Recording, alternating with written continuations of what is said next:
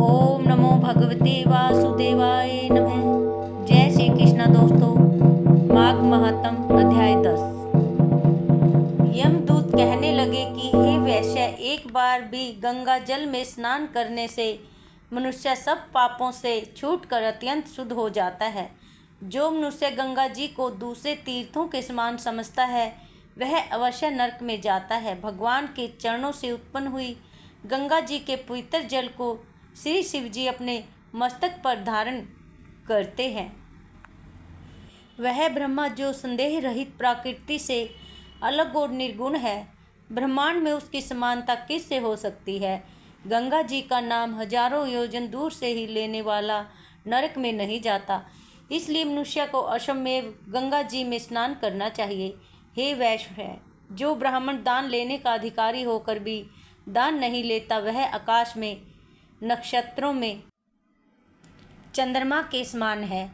जो कीचड़ से गौ को निकालता है, जो रोगी की रक्षा करता है या जो गौशाला में मरता है वह आकाश में तारा होता है। प्राणायाम करने वाले मनुष्य सदैव उत्तम गति को प्राप्त होते हैं। प्रातः समय स्नान के पश्चात जो 16 प्राणायाम करते हैं वह घोर पापों से बच जाते हैं। जो प्रायः स्त्री को माता के समान मानते हैं वह यम की यातना को नहीं भोगते। जो मन से भी कभी पर स्त्री का चिंतन नहीं करता वह दोनों लोकों को अपने अधीन करता है। जो प्राय धन को मिट्टी के समान समझता है वह स्वर्ग में जाता है। जिसने क्रोध को जीत लिया मानो उसने स्वर्ग को ही जीत लिया। जो माता पिता की सेवा देवता तुल्य करता है वह यम द्वार नहीं देखता, और जो गुरु की सेवा करते हैं वह ब्रह्मलोक को प्राप्त होते हैं। शील की रक्षा करने वाला धन्य है। शील भंग करने वाली स्त्री यमलोक जाती है।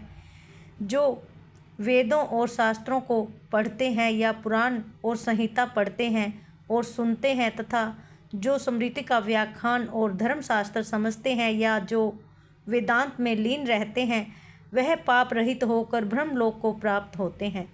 जो अज्ञानियों को वेद शास्त्र का ज्ञान देते हैं वे देवताओं से पूजित होते हैं। यमदूत ने कहा कि वैश्य श्रेष्ठ, यमराज ने हमको वही आज्ञा दे रखी है कि तुम किसी वैष्णव को मेरे पास मत लाओ। हे वैश्य, पापी लोगों को इस संसार रूपी नरक को पार करने के लिए भगवान की भक्ति के सिवाय दूसरा और कोई उपाय नहीं। भगवान की भक्ति न करने वाले मनुष्य को चंडाल के समान समझना चाहिए। भगवान के भक्त अपने माता पिता दोनों के कुलों को तार देते हैं और उनको नरक में नहीं रहने देते, और जो मनुष्य वैष्णव का भोजन करते हैं वे भी भगवान की कृपा से श्रेष्ठ गति को प्राप्त होते हैं। बुद्धिमान को सदैव वैष्णव का अन्न खाना चाहिए, इससे बुद्धि पवित्र होकर पाप नहीं करती। गोविंदाय नमः इस मंत्र का जाप करता हुआ जो मनुष्य मृत्यु को प्राप्त होता है वह परम धाम को प्राप्त होता है, इसमें संदेह नहीं है। जो ओम नमः भगवते वासुदेवाय, ओम नमो नारायण इस द्वादशाक्षर मंत्र का या ओम अष्टाक्षर मंत्र का जाप करता है उससे ब्रह्मा आदि बड़े पाप नष्ट हो जाते हैं। हरे राम राम राम हरे हरे, हरे कृष्ण कृष्ण कृष्ण हरे हरे, हरे राम राम राम हरे हरे, हरे कृष्ण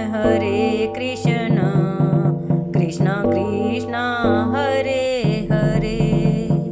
बोलिए बांके बिहारी लाल की जय। ओम नमः शिवाय। इति 10वां अध्याय 11वां अध्याय आगे। हरि ओम।